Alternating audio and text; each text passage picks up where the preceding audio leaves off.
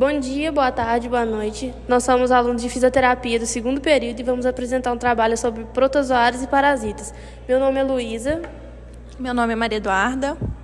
Meu nome é Tatiane. Meu nome é Bruno. Meu nome é Renato. Meu nome é Gustavo. Meu nome é Luiz Otávio.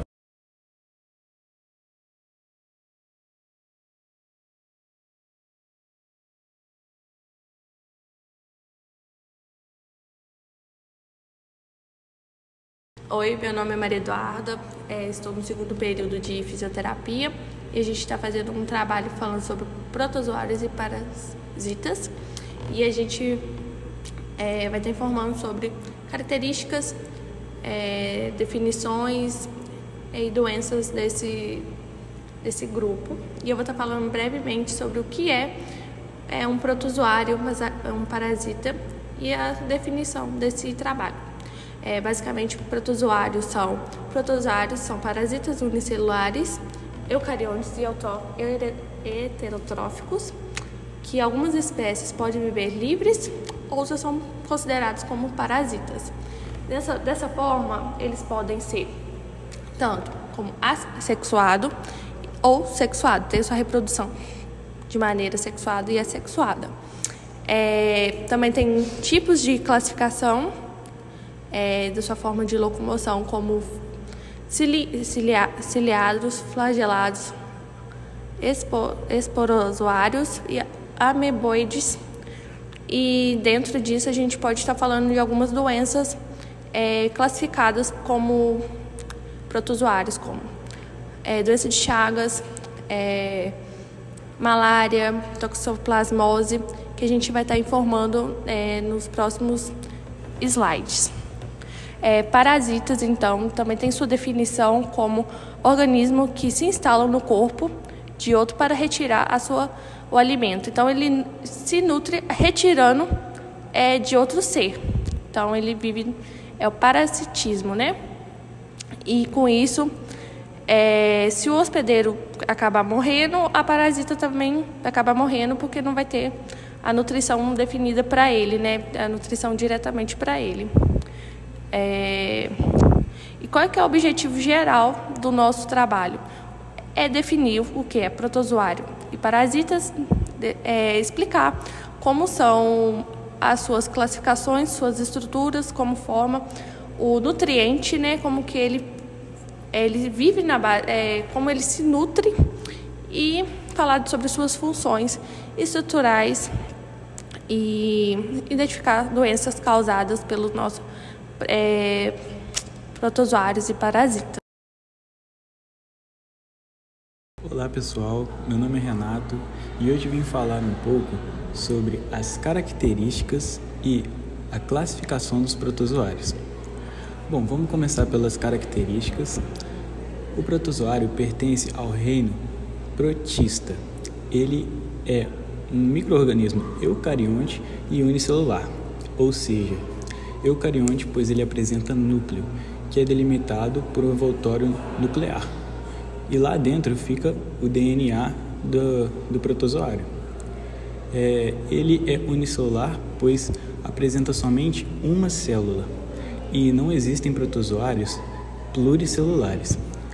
A maioria dos protozoários são de vida livre, ou seja, não dependem de hospedeiro para sobreviver. Eles vivem em ambiente aquático ou úmido, por exemplo, oceanos, rios, lagos, entre outros. Alguns dos protozoários são parasitas, isto é, dependem de um hospedeiro para sobreviver. E alguns protozoários ainda conseguem trocar benefícios através de uma troca de material genético que lhes permitem assumir uma características que os beneficiem. Bom, agora eu vou falar um pouquinho sobre a classificação dos protozoários. Em relação à classificação, ela é baseada em tipos de locomoção. Então, temos os risópodes, como a gente pode citar como exemplo a ameba. E os risópodes se locomovem através de pseudópodes ou falsos pés. e eles possuem a vida livre ou parasitária. Uma característica que vale a pena ressaltar, que tem nesse grupo e tem também em outros grupos, é o vacúolo contrátil. Ele vai regular o volume de água dentro da célula, mantendo ali um formato, normal para a sobrevivência do protozoário. Temos também os protozoários ciliados, que usam como meio de locomoção os seus cílios. Eles podem apresentar núcleo macro e micro, sendo o macro aquele que vai realizar suas funções vitais e o micro aquele que realiza funções mais voltadas sexuais, como por exemplo no processo de conjugação que eu falei na reprodução dos protozoários. Possuem a vida livre, parasita ou uma relação de mutualismo, sendo o mutualismo benéfico tanto para o protozoário quanto para seu hospedeiro. Temos também o grupo dos flagelados, que se locomovem através de flagelos. Eles podem apresentar 1, 2 ou dezenas de flagelos para ajudar em sua locomoção. Eles possuem a vida livre ou parasitária e também podem ser também uma relação de mutualismo, por exemplo, em trato digestivo de barata e cupins, que vão ajudar esses seres a digerirem, por exemplo, a madeira. Temos também o grupo dos esporozoários. Esse grupo, todos os protozoários desse grupo são parasitas e eles podem apresentar complexo apical. O complexo apical ajuda o protozoário a se fixar em uma célula hospedeira. E alguns podem ainda formar esporos que vão ajudar na reprodução desse protozoário. Esses protozoários podem ser patógicos e uma das doenças que eu posso citar aqui é a taxoplasmose e a malária, sendo a malária a doença de protozoário que mais mata no mundo.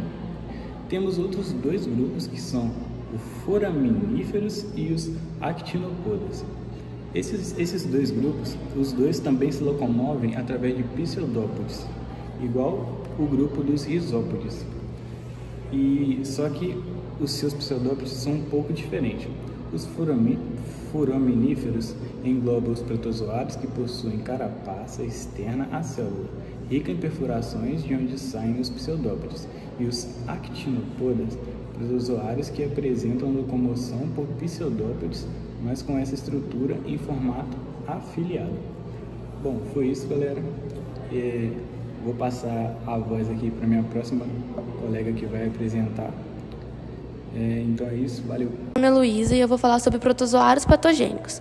Protozoários patogênicos causam doenças importantes em países tropicais, como a malária, doença do sono, doença de Chagas, leishmaniose, amebíase e giardíase, que em conjunto ameaçam milhões de pessoas em todo o mundo. Além disso, a maioria das doenças parasitárias causadas por protozoários são zoonóticas. Agora eu vou falar um pouco sobre a giardíase. A giardíase é causada por um pequeno parasito, a giardia, e é um tipo de infecção que entra no corpo humano por meio da água e de alimentos contaminados. É um tipo de infecção que afeta o intestino delgado. As pessoas com giardíase podem acabar passando a doença para outras pessoas saudáveis. Os sintomas são cólicas abdominais, náuseas, vômitos, diarreias, flatulência, inchaço, arrotos constantes, mal-estar, cansaço, fadiga e perda de peso. O tratamento é feito com o uso de medicamentos que matam o parasita e impedem sua transmissão para outras pessoas. É recomendado manter-se bem hidratado para evitar a perda de água excessiva, que acontece por conta da diarreia que costuma acompanhar a giardíase. Agora eu vou estar falando sobre a amebíase. A amebíase é uma doença infecciosa que atinge o aparelho digestivo, se concentrando sobretudo no intestino. Ela é causada por uma ameba parasita chamada de entamoeba histolítica, cuja transmissão geralmente ocorre por água ou alimentos contaminados. A amebíase é uma parasitose adquirida pela ingestão de cistos da entamoeba histolítica. Os cistos são como ovos que contêm uma forma dormente e mais resistente da ameba. Assim, conseguem sobreviver no meio ambiente. Uma vez dentro do nosso organismo, os cistos se rompem, liberam a forma ativa do parasita. Eles também passam a estar presentes nas fezes das pessoas contaminadas.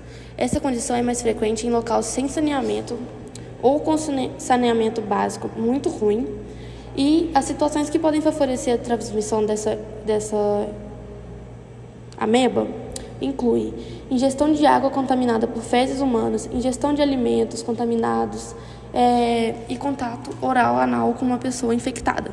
Os sintomas podem ser dor na região do abdômen ou do estômago, diarreia, fadiga, excesso de gases, fezes com sangue em casos mais graves e febre em casos mais graves também.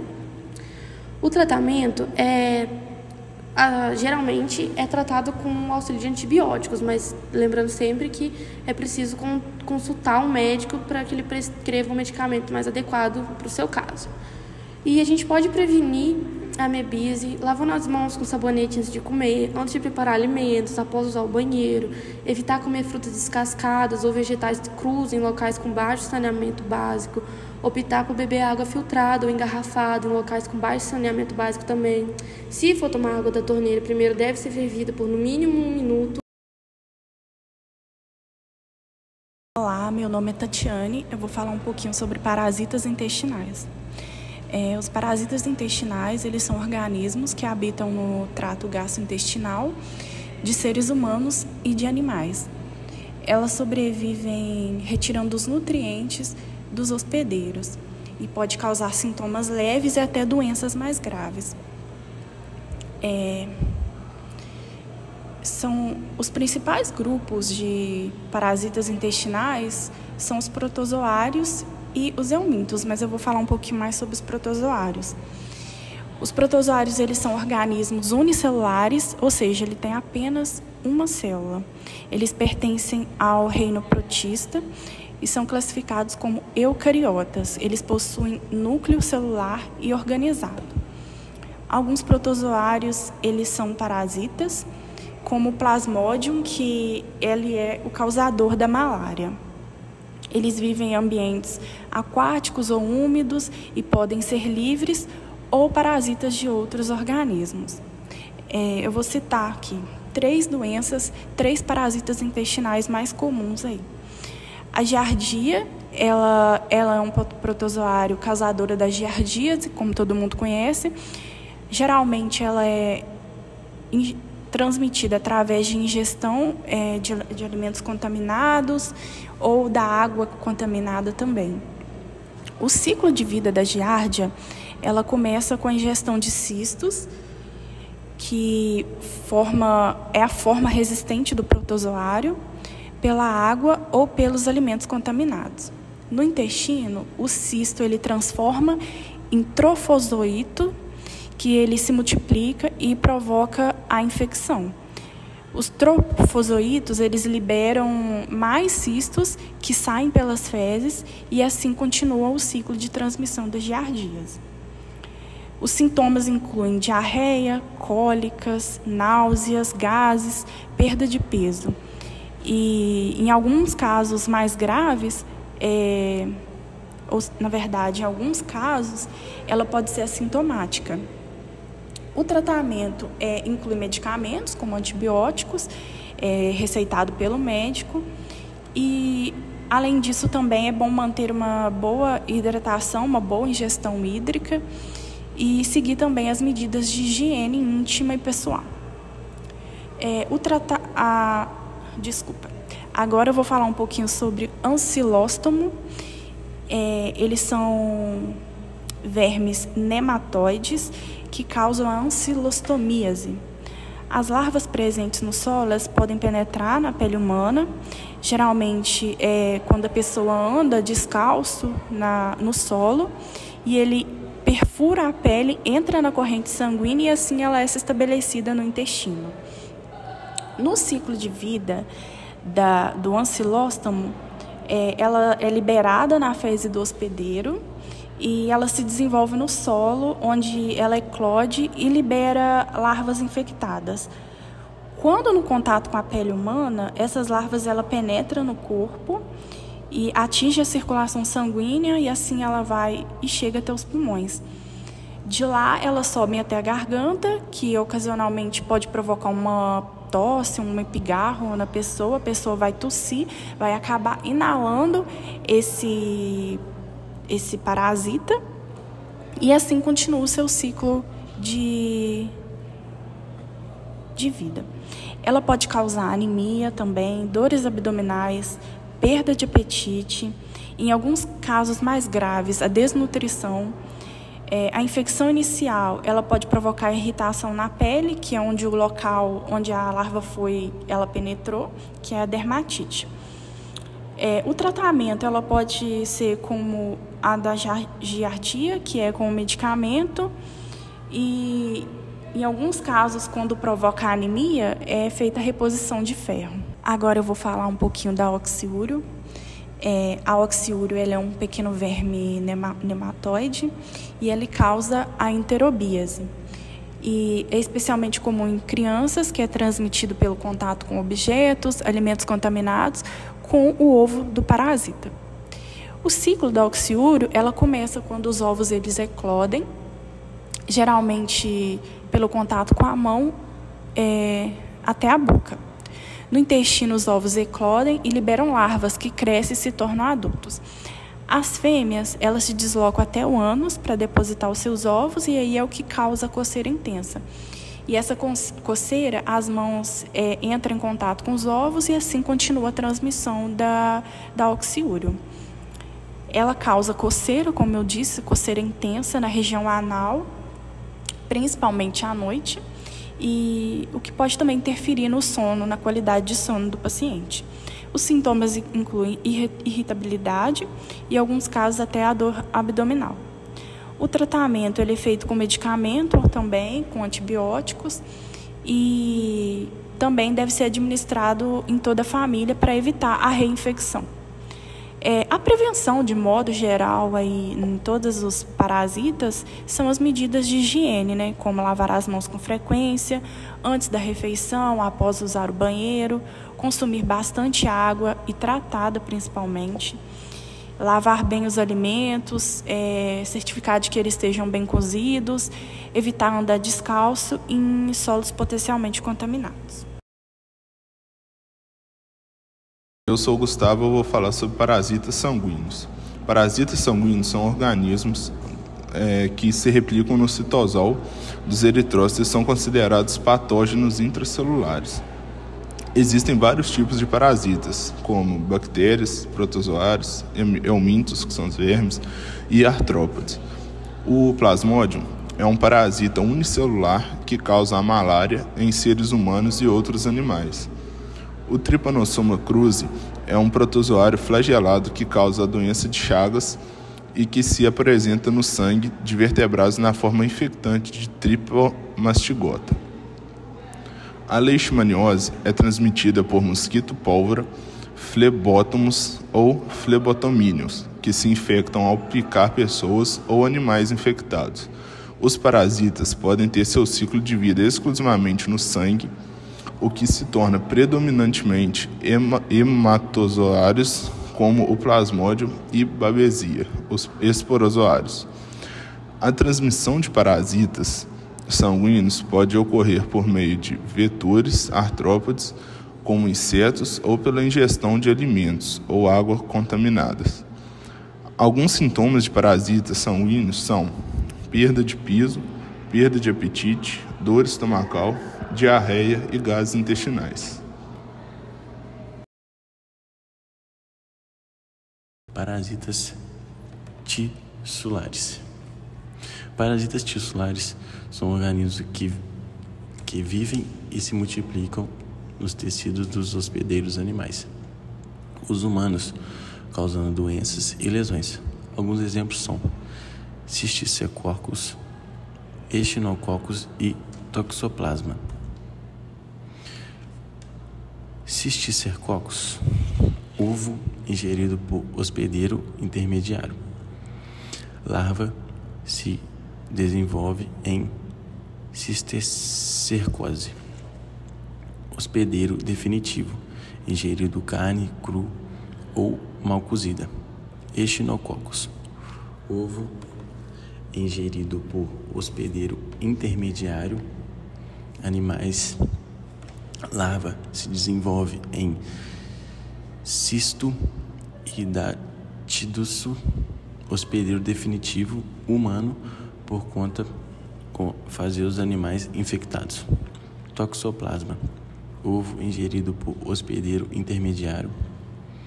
Larva se desenvolve em toxoplasmotas, hospedeiro definitivo humano, por conta que fazem de gatos ou carne. Sintomas do tratamento: cisticercose. Sintomas: dor de cabeça, convulsões, paralisia. Tratamento: medicamentos antiparasitários ou cirurgia. Echinococos. Sintomas: dor abdominal, febre.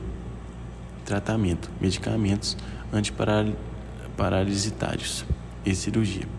Toxoplasma. Sintomas: febre, dor de cabeça ou fadiga. Tratamento: medicamentos antiparasitários e reposição imunológica. Meu nome é Bruno e eu vou falar sobre um pouco da prevenção desses protozoários parasitas.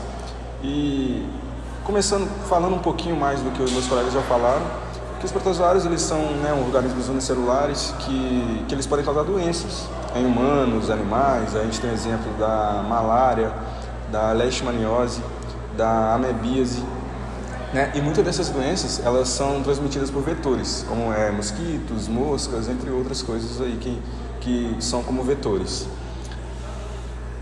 A medida de prevenção, as principais medidas de prevenção começa pela higiene básica, de cada um.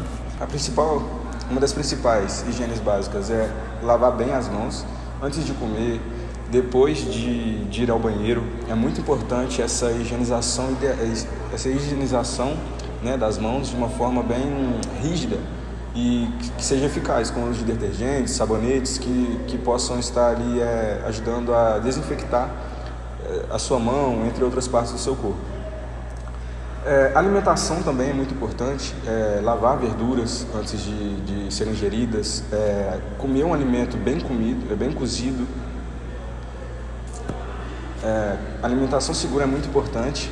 Comer o alimento bem cozido é muito importante. Não ingerir a água que não é filtrada também é bem importante para a prevenção desses protozoários parasitas. E uma outra questão é o ambiente limpo. Manter um ambiente limpo é ideal também nessa prevenção desses protozoários, como manter o ambiente livre de fezes, que seja limpo, que esteja sempre limpo ali, regularmente, assim como fezes de animais, de cachorro. É muito importante ali fazer a higiene adequada para que possa estar sempre ali desinfectado, assim as fezes do cachorro, limpar direitinho, jogar algum desinfetante, evitando ali uma proliferação e um contágio desses parasitas. A eliminação dos lixos também é muito importante, os resíduos. É muito importante não deixar os resíduos acumulados com água, não deixar muitos entulhos dentro da sua casa ou próximo a você. É muito importante o descarte correto desses itens. E o uso de mosquiteiros e repelentes também é outro modo de prevenção muito importante, como inseticida, que é uma medida de prevenção que acaba eliminando ali os mosquitos, os vetores. Aplicar repelente também nas áreas expostas, quando você for sair de casa, de blusa de manga, passa um repelente no braço, nas pernas, se tiver de bermuda. Passar sempre em áreas expostas para um repelente, ajudando ali a prevenir essa infecção. Uma forma de controle dos vetores, como eu falei, é eliminar locais onde possam acumular muita água parada, aumentando ali a proliferação de mosquito da dengue, é um exemplo, um principal vetor aí, que é as moscas. O tratamento da água é muito importante, usar larvicidas em águas paradas, como caixa d'água, entre outros locais ali, piscinas. Usar cloro, o uso de cloro é muito importante para não proliferação, para desinfectar mesmo essa área dos hospedeiros parasitas. Uma outra questão de prevenção também seria monitorar mais a incidência dessas doenças. Ter ali sempre um olhar mais atento a possíveis locais que possam estar ocorrendo, né, o crescimento desses hospedeiros parasitas, desses protozoários parasitas, e que é uma forma de eliminação rápida desses vetores, é esse controle, é essa vista grossa que você tem, verificar a água parada, fazer essa eliminação das fezes, né, um ambiente límpido, um ambiente limpo, fazer essa eliminação das fezes com um ambiente limpo, sempre ali usando desinfetantes, entre outros produtos que possam estar auxiliando nessa limpeza, para ter um ambiente sempre mais limpo, né, mais limpo possível. E uma outra método de prevenção também seria uma educação comunitária, né? Divulgações, comunicação entre as pessoas, informar a população, né, sobre essas formas de prevenção, do quão importante é para manter, né, esses parasitas fora do nosso alcance. Então, com isso, a gente vê que a prevenção contra esses parasitas e protozoários, ela é muito importante, né, no controle dos vetores e exige, né, ações, tanto ações individuais como coletivas. E práticas de higiene, como eu falei, o controle ambiental e a educação dessas pessoas é fundamental para que tenha um sucesso nessa questão de prevenção e controle dos hospedeiros parasitas ou protozoários parasitas, os vetores.